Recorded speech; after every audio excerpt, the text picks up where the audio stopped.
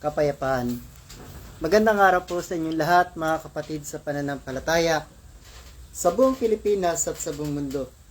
Naririto na naman po kami, ang Kingdom of Heaven in the Holy Nations of God, para sa isa namang paghahayag ng aming pong pastor, ang tunay na sugo ng Diyos sa ating kapanahunan ngayon na pinagkaloob ng ating Panginoong Diyos na ngayon sa kanyang kalooban, nakakandili sa atin ang ating mga kaalaman at tunawa tungkol sa mga bagay-bagay at nangyayari sa ating kapanahunan ngayon. Mga hiwaga, talinghaga at misteryo ng ating banal na kasulatan, lahat po yan isasaysay ng ating pong pastor. Ang may pakinig ay makinig sa sinasabi ng tunay na sugo ng Diyos sa ating kapanahunan ngayon. Narito po si Pastor Leonides. Kapatid na Alfredo, sumalinog. Pasok ka na po. Sana magkaroon na ng magandang umaga sa inyong lahat, Pilipinas at buong daigdig, sa pamamagitan ng paghayag namin ito, dahil meron kong kasama na gustong magayag din naman bilang sugo ng Diyos, ay nangangahulugan na ang mga sugo ng Diyos ay magpalala sa mga bagay na hindi naintindihan ng tao para matupad yung sinabi ni Jesus doon sa Juan 14:26. Dahil ang mga sugo ng Diyos, sila ang magpapakilala at magtuturo sa lahat ng mga bagay at magpaalala sa lahat ng sinabi ng ating Panginoon. At kasunod doon, yung Espiritu ng katotohanan na hindi makikilala sa libutan, pero magpapakilala na ngayon sa inyo. Juan Kapitulo 14, talatang 26. Datapwat ang mga aliw sa makatwid ang Espiritu Santo na susugoy ng Ama sa aking pangalan. Siya magtuturo sa inyo ng lahat ng mga bagay at magpapaalaala ng lahat na sa inyo aking sinabi. At mayroon pa rin sinugo ni Kristo. Sa pangalan ni Kristo, hiniling niya sa Ama.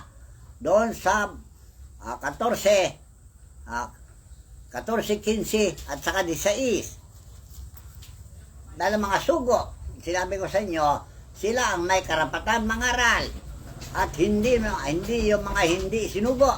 Dahil yung mga hindi sinugo ay pastor na matatakaw sa amin ng mga propeta, ng mga sinugo ng Diyos.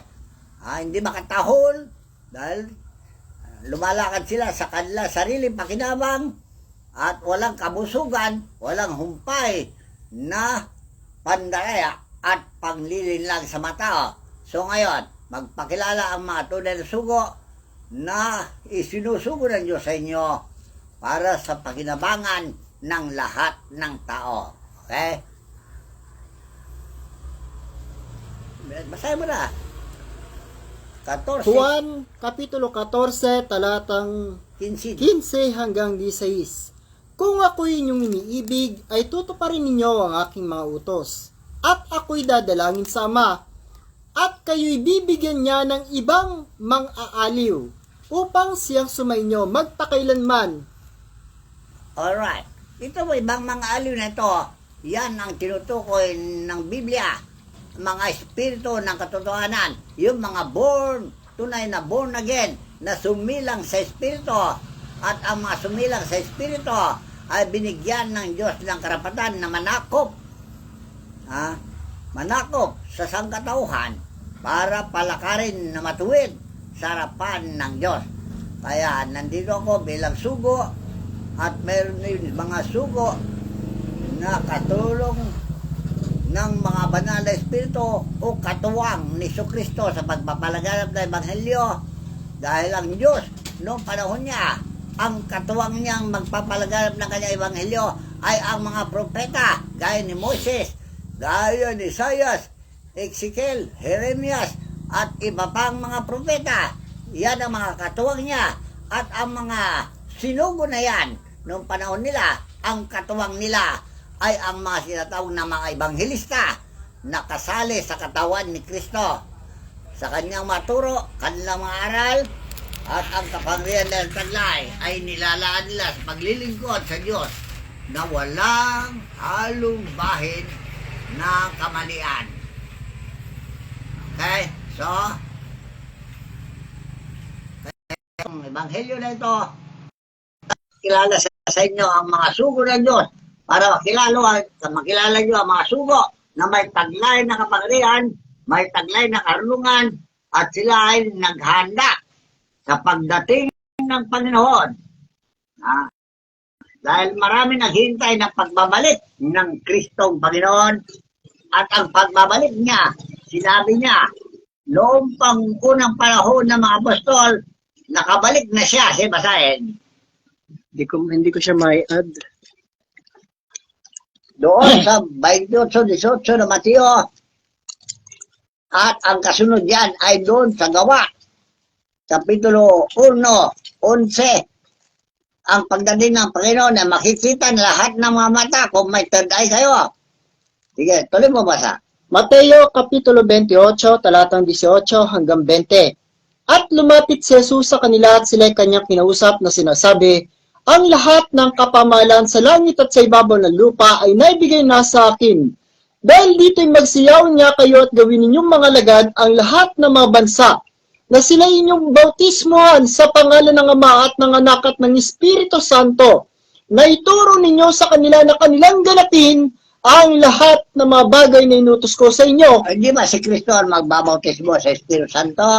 Ngayon, kaya sinabi ko sa inyo, transition of power, na ilipan na sa kanyang mga sugo ang mga bagay na tinanggap sa Diyos para matupad yung San Juan 17 na padalagan niya na sinabi, ang kalulatin na sa akin ay bigay mo ay ibinigay ko sa kanila upang sila'y mag-iisa gaya naman natin na isa, at idinadalangin niya na siya'y makilala na isang Diyos na tunay.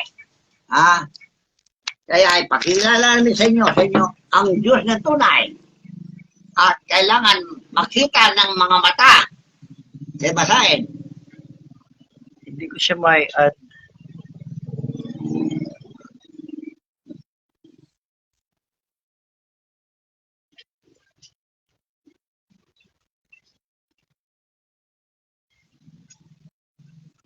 Tapos babasahin, hindi ko siya mai-add. Kaya mo na. Siya na lang mag-add kung gusto niya sa cellphone niya. Alright. So, ngayon, yung basahin niya ay nandun na. Dahil sabi niya, hindi niya iiwanan ng tao. Kaya ngayon, bilang alagad ni Kristo, hindi niya kami iniiwanan. Kaya, ang sabi ng Biblia sa Gawa, Kapitulo 1, doon sa 11. Gawa Kapitulo 1, talatang 11. Na nagsasabi naman, kayong mga lalaking taga-Galilea, bakit kayo nakakatayong tumitingin sa langit? Itong si Jesus na tinanggap sa langit mula sa inyo ay paparitong gaya rin ng inyong nakitang pagparoon niya sa langit. So, ibig sabihin, hindi nagtatago, nagpapakita talaga kung paano nakita ng mga alagad na nung kamamatay niya ng 40 days ay umakyat sa langit. Gayon din, ang pagbaba niya mula sa langit, makikita lahat ng mga mata. Kaya, talasan ninyo ang mga paningin ninyo para walang makahatol ng mali. Dahil malaya tayong makakita at masilayan ang mga bagay-bagay na itinuro ng banal na ebanghelyo sa pamamagitan ng mga apostol ng Panginoon. Kaya kung siya'y bababa mula sa langit, dahil maraming tumatawag na sabing, come Holy Spirit, I need you. Pag tumawag ka, darating na yan. Dahil yan ang sinabi niya doon sa Lucas, Kapitulo 11, 12, at sa 13. Lucas Kapitulo 12, 11. 11. Kapitulo 11, 11, 12, hanggang 13. Talinghanga ito lilinawin natin. At aling ama sa inyo na kung humingi ang kanyang anak ng isang tinapay, ay bibigyan niya siya ng isang bato o ng isang isda kaya, at hindi isda ang bibigay kundi isang ahas. O kung siya humingi ng itlog, kanyang bibigyan kaya siya ng alakdan. Kung kayo nga, bagaman masama, ay marunong magbigay ng mabuting kaloob sa inyong mga anak, gaano pa kaya ang inyong Ama sa kalangitan na magbibigay ng Espiritu Santo sa nagsisingi sa Kanya? Kanya, ano na. Ngayon, dahil si Kristo, binigay niya sa atin bilang regalo. Hindi natin hiningi yan. Kaloob niya. Ngayon, patay na si Kristo. Tandaan nyo ha, nasa langit na siya. Na sinabi ni San Esteban, nung makita niya, bago siya pinatay ng mga pangkat ni Pablo, ano sabi niya? Nakita ko si Jesus na nakaupo sa kanan ng Diyos. Pinatay siya dahil walang maniwala sa tinatawag na pangitain o tad-ay na taglay ni San Esteban. Alright, so ngayon, kung napatay nila San Esteban, kayo naman, ang susunod na makakita kung paano siya bababa mula sa langit, kung siya ay tatawagan para matupad yung salita ng Diyos doon sa awit. 91. Couldn't. Hindi Na kung tatawag tayo sa Diyos, sasagutin niya tayo mula sa langit. Yun din ang sinabi niya kay Isaiah, mula sa langit ay sasagutin ko kayo.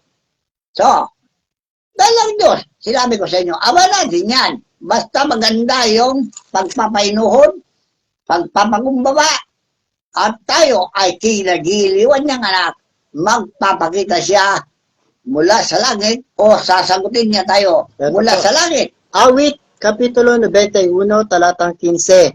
Siya'y tatawag sa akin at sasagutin ko siya. Ako'y isa sa kanya sa kabagabagan. Aking ililigtas siya at pararangalan siya. Aking bubusugin siya ng mahabang buhay at ipakikita ko sa kanya ang aking pagliligtas. Alright. So, maliwanag dito mga pangako ng Diyos bilang tipan na sa sangkatauhan. Alam niyo, tipan, kasunduan. Kaya nakikasundo na ngayon sa atin na tayo ay sasagutin niya mula sa langit at iparinig niya ang kanyang tinig sa sangkatauhan. Dahil yan ang plano ng Diyos na kailangan maganap sa ating kapanahunan para matupad yung sinabi niya sa kanyang mga kasulatan doon sa Deuteronomio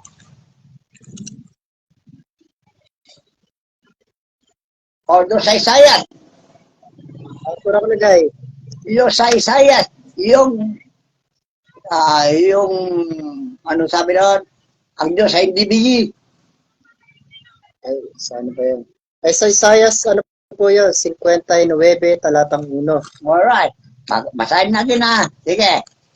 Isaiah, Kapitulo 59, talatang 1. Narito ang kamay ng Panginoon na hindi umiksi, na di makapagligtas. Alright. Sino ang mga kamay ng Panginoon? Di ba, lininaw ko na sa inyo sa unang mga Facebook ko, ang mga kamay ng Panginoon ay mga banal na espiritu at ang kanyang mga paa ay ang mga alagad dito sa lupa.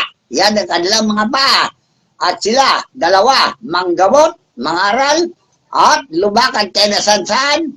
Dahil yan ang pangako ng Diyos doon sa Korinto. Pangalawang Korintos 16. 16.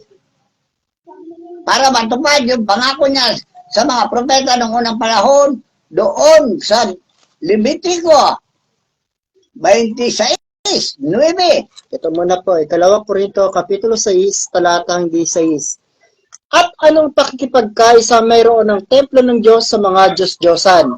Sapagkat tayo, Diyosan, gano'n na. sapagkat tayo templo ng Diyos na buhay, gaya ng sabi ng Diyos, mananahan ako sa kanila at lalakad ako sa kanila, at ako'y magiging kanilang Diyos, at sila'y magiging aking bayan. So, asan ang bayan ng Diyos ngayon? Tanapin nyo, yung bayan ng Diyos na pinangako niya ay yung bagong Jerusalem na itinatayo ngayon para doon sumilang ang mga anak ng Diyos muli. Tandaan nyo, yung born again na sinasabi sa bagong Jerusalem, sila ay sisilang at bumaba na mula sa langit. Noon pa, hanggang ngayon, nandito na ang bagong Jerusalem na bumaba mula sa langit at lahat na mananampalataya ay sumisilang sa Espiritu. Okay? Para matupad yung sinabi ng Diyos noong panahon ni Moses doon sa Levitico 26:9. At lilingapin ko kayo, at palalaguin ko kayo, at pararamin ko kayo, at papagtitibayin ko ang aking tipan sa inyo, at kakanin niyo ang malawong kinamalig, at inyong lalabas ang luma dahil sa bago, at ilalagay ko ang aking tabernakulo sa gitna ninyo, at hindi ko kayo kapopotan, Alright. Sige, tuloy mo. at lalakad ako sa gitna ninyo, at ako'y magiging inyong Diyos, at kayo'y magiging aking bayan. O, anong pagkakaiba? Yung sinabi ni Uno Juan at yan, pareho lang. Diba? O, sinabi ni Pablo, anong pagkakaiba ngayon yan?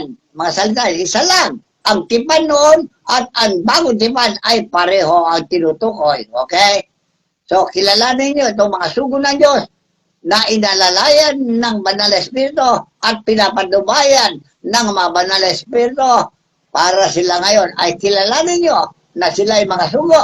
Dahil yan ang patotoo ni Pablo doon sa Roma 8:14. Roma Kapitulo 8, talatang 14. Sapagkat ang lahat ng mga pinapatnubayan ng Espiritu ng Diyos ay sila ang mga anak ng Diyos. Ano yung pinapandubayan? Hindi ba hinihiling ng mga tao sa dasal nila, Ama ko, patnubayan mo kami? Alright. Kaya yung patnubay na yan, ibinigay na niya. Yan ang Banal na Espiritu at yung mga Espiritu na katotohanan na pumapatnubay sa sangkatawan, tanggapin nyo sila kung makilala nyo sila para wala nang problema sa buhay. Dahil sila magbibigay ng pag-asa sa katawan upang magbalik loob tayo sa Diyos. Dahil gusto ng Diyos na makabalik loob tayo sa Kanya. Dahil kawawa tayo kung tayo pagpapatayin niya, kagaya ng ginawa niya noong panahon ni Noe.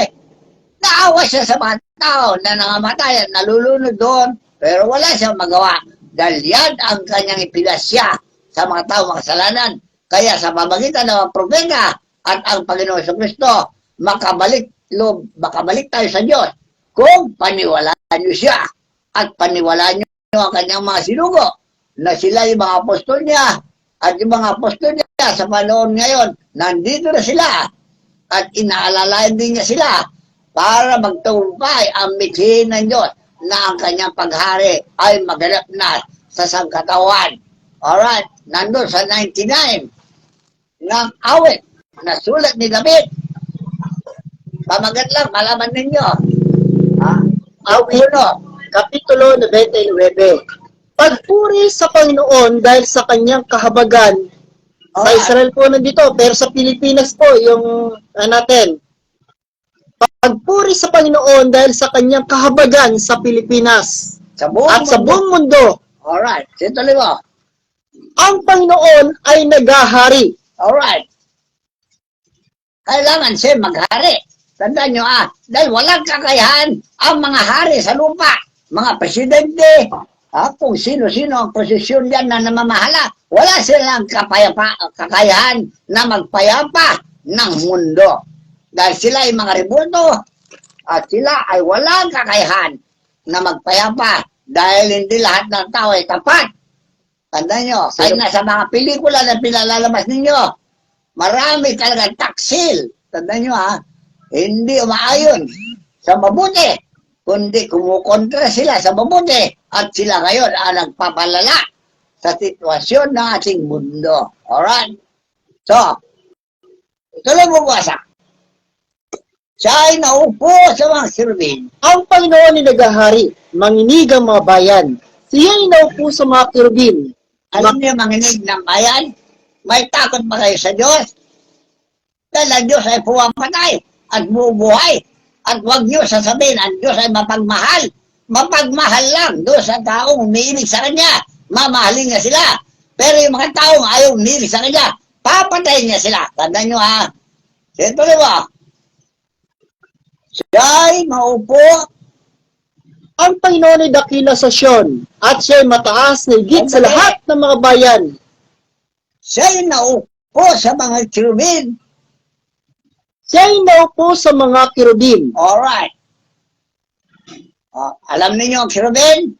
Anghel na lalaki, anghel na babae, at yung serapin, anghel na lalaki. At sila ngayon, yung mga alagad niya, na lumalaganap sa buong sanlibutan ngayon. Kung sino sila, kilalanin niyo sila, dahil sila ay mga anghel ng Diyos. Nandyan sa Hebreo, Kapitulo, saan ba yun? 13 o 12? Ano pa nakalagay? Yun, lumakad kayo.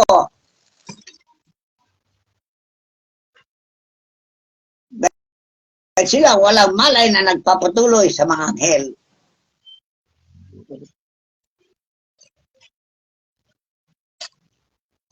Pasensya kayo dahil hindi na ako nakakabasa sa Biblia. Pero nung bata pa ako, lahat yan ay memorya ko. Tandaan nyo ha. Kaya pinamamana ko sa inyo itong mga karungan na ito na minana ko sa Diyos para taglayin din ninyo para ipalaganap nyo sa buong sanlibutan. Huwag kayong labasin nga ang kampamento. Yun.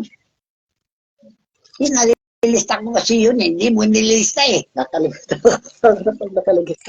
Dahil yung iba, nagpapatuloy ng mga anghel na hindi nila alam, na walang kamalayan na nagpapatuloy ng mga anghel. So, ito mga anghel na ito, sila yung mga alagad ng Diyos sa ating panaunan. Alagad na lalaki, alagad na babae, at katawan ni Kristo, at sila mga anghel ni Kristo. Angels of Christ, sinabi. Pag sinabi angels, hukbo, palaban. Ang lalabanan nila ay ang masama. So, ang masama ay nilalabanan namin ang simbolo ng dilim. Dahil kami mga liwanag na gaya ni Kristo na sinabi, magliwanag na kayo ng iyong ilaw sa harapan ng mga tao upang luwalatin nila ang iyong amang nasa langit. Upang makita nila yung mabubuti gawa at luwalatin nila ang inyong amang nasa langit. Matthew 5. Ano po ba yung sasabi niyong labasin ang kampamento at dalhin natin ang kanyang pagkadusta? Hindi. Yun po ba yun? Hindi pa yun. Atin niyang siyang labasin sa labas ng kampamento na dalhin natin ang kanyang pagkadusta. Hindi yun. Ay, hindi yun. Yung walang malay na nagpapatuloy ng mga anghel. Kasi ang mga alagad ng Diyos ay anghel. Kung linawin natin, mga sundalo ni Kristo. Alagad ay sundalo ni Kristo. Yan ang tinatawag sa lumang tipan na hukbo ng kalangitan. Ang hukbo ng kalangitan ay mga arkanghel. At ang mga arkanghel ay naglarawan din ng tao. Kung paano naglarawan ng Diyos kay Kristo, ganun din, maglarawan ng mga anghel sa mga tao. Dahil sila ang mga alagad at hukbo ng kalangitan. Ayun, yung hukbo ng kalangitan, maglarawan ngayon sa mga hukbo ng sangkalupan na siyang mga alagad ng Diyos kay Kristo Jesus. Tandaan nyo yan ang mga hukbo. Sundalo para sa kapayapaan. Ang tawag dyan ay freedom fighters of God. Tandaan nyo pinaglalaban nila ang kalayaan. Kamukha ni Rizal, kamukha ni Jesus, ipinaglalaban niya ang kalayaan sa mga tao. Ganun din ang mga alagad ni Kristo ngayon. Para makalaya na tayo sa mga bumihag sa atin. Ano yung bumihag sa inyo? Ang maling pamamahala ng relihiyon ay bumihag sa inyo. Kumalas na kayo dyan. Umalis na kayo dyan. Hanapin nyo yung samahan mapayapa at tunay para kayo naman ay maligtas na kasama namin. Ano yun? Alright. So, hinihintay namin yung kasama namin sa video pero hindi namin may connect. So, kailangan ngayon siya na ngayon na connect. Pangit po kasi yung cellphone na ginagamit natin eh. Wala tayong magandang klaseng cellphone eh. Ganyan talaga ang mahirap. Walang kakayahan na bumili ng mga mamahaling gamit.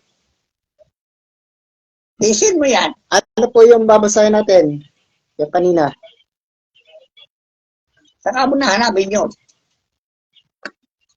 Basta sinabi ko na ang anghel ng Diyos o alagad ng Diyos, hindi ba sinaysay ko sa inyo isang video? Okay. Meron kaming air forces at meron kaming ground forces.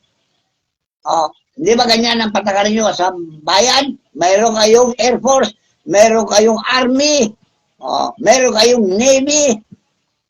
Ganyan din kami. Meron kaming air force, meron kaming ground force, ground forces. Ano yung air forces namin? Banal na Espiritu. Kasama ni Kristo ang mga banal na Espiritu. Ganun din sa ground forces.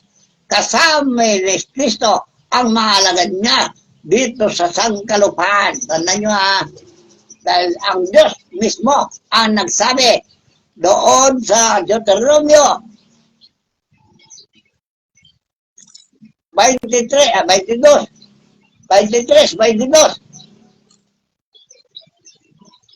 Kaya ang lumalaban ngayon, ang hukbo ng kalangitan at ang hukbo ng kalupaan ngayon, ang lumalaban sa dilim na tumakip sa sangkatauhan. Alam niyo, dilim na yan, yung kasamaan na naghari sa liputan, yan ang tumatangip sa inyo. Kaya hindi na kayo makalpas. Paano kayo makalpas kung hindi maunawaan ang katotohanan? Dito po, Exodo Kapitulo 23, talatang 22. Datapwat kung didinggin mong lubos ang kanyang tinig, at gagawin mo ang lahat ng aking sinasalita, ay magiging kaaway nga ako ng iyong mga kaaway, kaalik ng iyong mga kaalik. Ngayon, alam na ninyo kung sino kaaway nyo. Kaya huwag na kayo makikipag-away. Magkasundo na lang tayo. Tandaan ninyo, magkakasundo na lang tayo. Para sa ganun, walang away-away at walang paglipol na magaganap at walang mamamatay na tao dahil ang Diyos na mismo ang kalaban ninyo. Tandaan nyo na kasama ni Kristo. Okay. Ang Diyos doon sa langit, Kristo dito sa lupa. Dahil ang katawan ni Kristo, ito na sila. Nandun sa Korinto 12, Unang 27, 28. Unang Korinto Kapitulo 27, talatang 28. Kayo nga katawan ni Kristo, at bawat isa ay sama-samang mga sangkap niya. At ang Diyos ay naglagay ng ilan sa iglesia. Una-una mga apostol, ikalaway mga propeta, ikatlo'y mga guro, saka mga himala, saka mga kaloob na pagpapagaling, mga pagtulong, mga pamamahala, at iba't ibang mga wika. Yan ang kabuuan ng katawan ni Kristo. Kaya nyo lang yan? Okay. Diyos pa rin ang kalaban ninyo. Kung labanan ninyo ang katawan ni Kristo. Tandaan nyo dahil Ama at Anak ay magkasundo na lumalaban sa mga taong makasalanan at pumapatay na sila ngayon. So, para hindi tayo mamatay, magkakasundo na lang tayo dahil yan ang sinabi niya doon sa Isaiah 57, 19. Isaiah Kapitulo 57, talatang 19. Aking nilikha ang bunga ng mga labi, kapayapaan sa kanya na malayo, at sa kanya na malapit. Sabi ng Panginoon, at aking pagagalingin siya. Pagagalingin sila. Pagagalingin sila. Yun 18. Aking nakita ang kanyang mga lakad.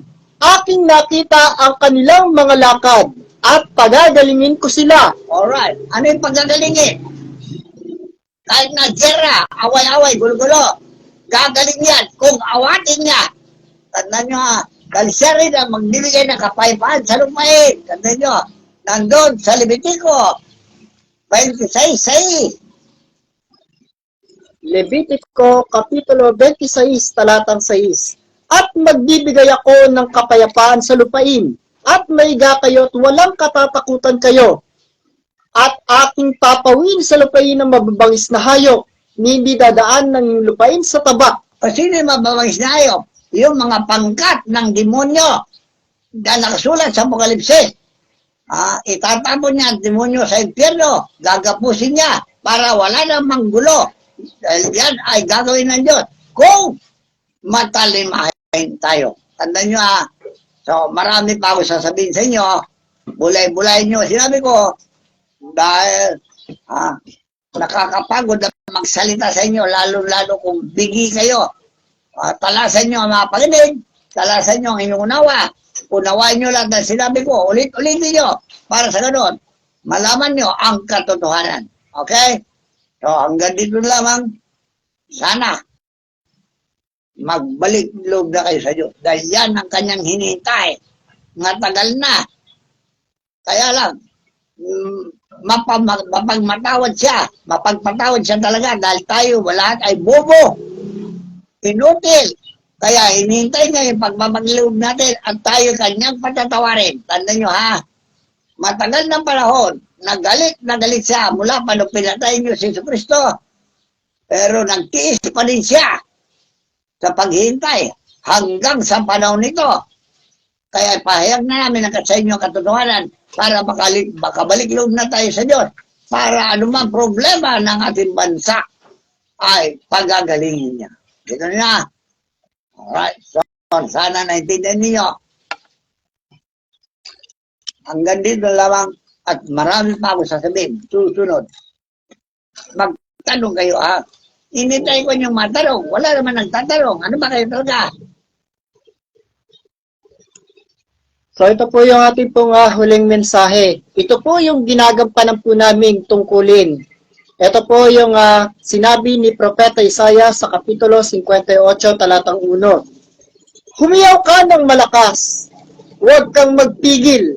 Ilakas mo ang iyong tinig na parang pakakak at iyong ipahayag sa buong mundo ang kanilang pagsalangsang sa sambahayan ng lahat ng mga tao sa buong Pilipinas at sa buong mundo. Ang kanilang mga kasalanan. Yan po ang ginagampanan po namin sa ating pong kapanahunan ngayon na inihahayag ng pastor ang kasalanan ng buong mundo kung bakit ang ating pong dakilang Ama at ang ating Panginoon ay nagagalit sa ating kapanahunan ngayon. Alalahanin ninyo na lahat tayo ay may tungkulin sa Diyos, So, sino man na hindi makaganap ng kanyang tungkulin, yan ay tinatawag na negligent, kapabayaan. Kaya lahat ng kapabayaan ay kamalian at ang kamalian ay maging kasalanan. Tandaan nyo, So, isipin nyo mabuti kung ano ang tungkulin nyo, gawin ninyo para wala kayong kasalanan sa Diyos. Kung presidente ka, ayusin mo. Kung senador ka, ayusin mo. Kung congressman ka, ayusin mo ang tungkulin mo. Kung gobernador ka, ayusin mo. Mayor ka, kapitan ka, ganun din. Ayusin nyo ang tungkulin nyo para wala kayong pananagutan sa Diyos. Yung sa bayan ng pong Pilipino, ano po ang tungkulin ng lahat ng mga tao? Ito po, ang tungkulin ng lahat ng mga tao sa Diyos. Ecclesiastes Kapitulo 12, talatang 13 hanggang 14. Ito ang wakas ng bagay. Lahat ay narinig. Narinig yung sinabi ko. Narinig yung binasa ko. Yan ang paiwanig ng Diyos mula pa noon na siya ang tungkulin ng buong sangkatauhan. Ikaw ay matakot sa Diyos at sundin mo ang kanyang mga utos, sapagkat ito ang buong katungkulan ng tao. Okay? Ngayon, naintindihan ninyo, sana, tumaliman na kayo para wala nang alitan sa Diyos. Dahil ang Diyos ay kalit ninyo. Kaaway niyo yan. Tandaan nyo, Roma 8. Ang gumagawa ng mga bagay na material na wala namang pakinabang, walang kabuluhan, alisin niya ninyo yan. Yung mga plano yung kabulukan, alisin na ninyo yan.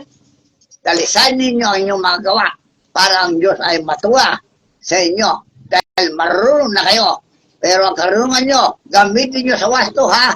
Hindi yung karunungan nyo, gamitin nyo sa pagnanakaw. Pang-umit ng pag-ari ng iyong kapwa na gusto nyo sa inyo lahat ang kayamanan sa mundo. Bawal yan. Dahil yan, kayamanan sa mundo para sa sangkatawan. Tandaan nyo yan. Yun, yung tawag ni Miranda. Divine wealth for humanity. Tandaan nyo yan. Kung hindi maintindihan, tagalugin natin. Ang banal na kasaganaan na regalo ng Diyos sa sangkatauhan for humanity.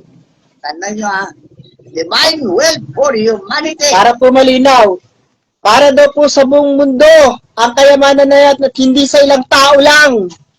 Yan po ang malinaw dyan. Para po yan sa lahat ng tao sa buong mundo. Eh gusto niyo po nakakawin lahat. Pambihira naman. Kaya po ito yung panguling tayo po. Dahil lahat po ng mga tao ay hahatulan. Narinig nyo, sabi, lahat ay narinig. Ipinarinig ko na sa inyo. Matakot na kayo sa Diyos. At sundin nyo ang inyong kanyang mautos. Dahil yan ang tungkulin ng sangkatauhan. Dahil ito po ang dahilan. Sapagkat dadalhin ng Diyos ang bawat gawa sa kahatulan. Pati ng bawat kubling bagay, maging ito'y mabuti o maging ito'y masama. Sinaysay ko na yan kanina umaga na tayo lahat ay haharap sa hukuman ng Diyos. At hatulan niya tayo ayon sa ginawa natin. Wala na tayong maililingin diyan. Sabi ko sa inyo, dahil on the record, lahat ang ginagawa ninyo. Mula pa nung bata kayo, meron kayong Akashic record. Anong tawag yung Akashic record? Diary ng inyong buhay, nakatala sa langit. Hindi na kayo magreklamo. Basahin lang niya pinagagawa niyong kasalanan at doon kayo mahatulan. Ito na. So, kung meron pa kayo hindi maintindihan, magtanong kayo para saysayin ko sa inyo ang kabuuan. Sa panghuli pong panawagan, ang lahat daw po ng mga tao sa buong Pilipinas at sa buong mundo ay tinatawagan ng ating pong mahal na ina ng laging saklolo na ang lahat daw po ng mga tao ay iluhod ang mga tuhod sa dakilang Ama upang humingi ng awat habag dahil ang digmaan po ay lumalawak na daw. Wala silang paniwala sa inang lupa o sa inang berhen. Wala silang paniwala dyan. Kaya pinagkikilala natin ngayon ang ang kabuuan ng sangkalangitan eh. Wala naman silang paniwala. So, hatol, ang hinihintay nila, judgment. So, hanggang dito lamang. Dahil sinaysay ko na sa inyo kung paano humatol ang Diyos. Harap-harapan, mamatay ka. Kung mag-deny ka, tandaan nyo yan, nahukuman ng langit. Mabuti pa lang, magsisi ka na sinabi na Jesus. At pagbutin mo ang gawa mong mabubuti upang mapatawad ka. Alright. At magpatawaran kayo ng kasalanan sa isa't isa upang ang kasalanan niyo ay maalis na. Alright. Sige, hahaba lang ang pinag-usapan at lalong hindi nyo maintindihan. Kailangan may clear na panalita para mabuti pa na maunawaan yung mabuti. Diretso. Okay? So hanggang dito na lamang po at sana po ay naunawaan nyo ang lahat po ng aming mga hinihahayag na ito pong aming hinahayag ay para po sa kapakanan, kaligtasan ng buong sangkatauhan. So maraming salamat po sa lahat po ng mga tao na nakikinig, sa lahat po ng mga tao na nakikinig ng mga tunay na aral at katotohanan ng ating pong pastor, ang tunay na sugo ng Diyos sa ating kapanahunan ngayon. Ang lahat po ng kapurihan, kapangyarihan, karangalan, paggalang at pagsamba ay ating pong itinataas sa ating pong dakilang Ama at sa lahat ng mga banal na espiritu, sa lahat ng mga arkanghel ng kalangitan, sa lahat ng mga doktor ng kalangitan, sa lahat ng mga dioses ng kalawakan, at sa ating Panginoong Heso Kristo. Papuri, pasasalamat at paggalang. Maraming salamat po sa inyong lahat.